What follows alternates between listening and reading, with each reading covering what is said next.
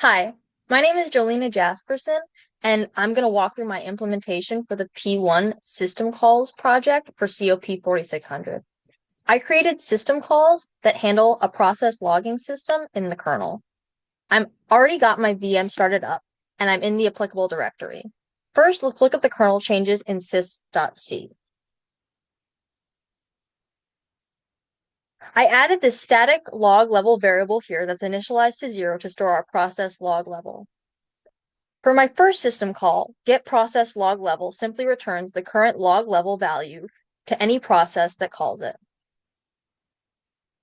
The set process log level function is more important for security. This capable line checks if the caller is a superuser. If not, it returns EPERM to deny access. I also validate that the level is between 0 and 7. The process log message call is the most complex. It takes a message and level parameter, verifies the level is valid, and checks if it's important enough based on the current log level. The copy from user function safely transfers the message from user space to kernel space to prevent security issues. I get the process from name from current to com, and the PID from task PID VNR current. Then format everything with print K.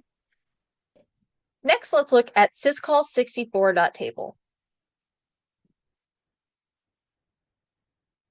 I registered my 3 system calls with numbers 435, 436, and 437. This connects the system call numbers to my actual functions. Next, let's look at syscalls.h.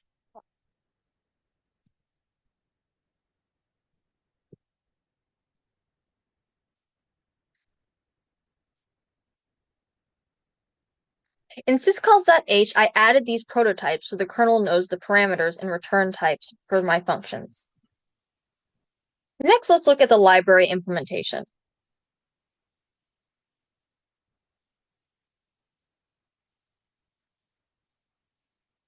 In process.log.h, for user space, my header file defines all 8 log levels from process override to process debug and the function prototypes that programs will call.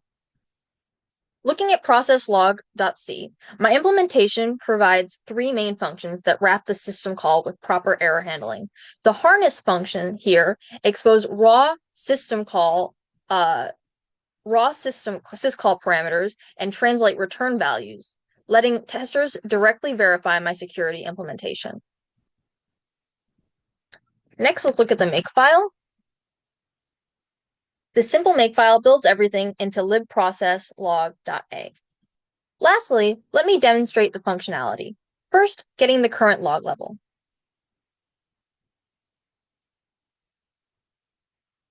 Now, changing it with super user privileges.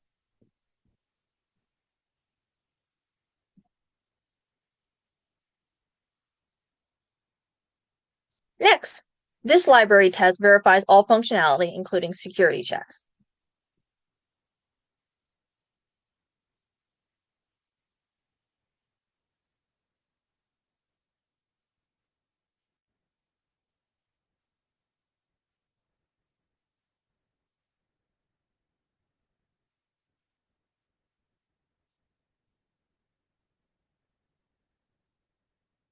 Notice it fails when attempting to set the level as a normal user, but succeeds as a super user. Lastly, the harness test verifies the security model by directly calling the system calls.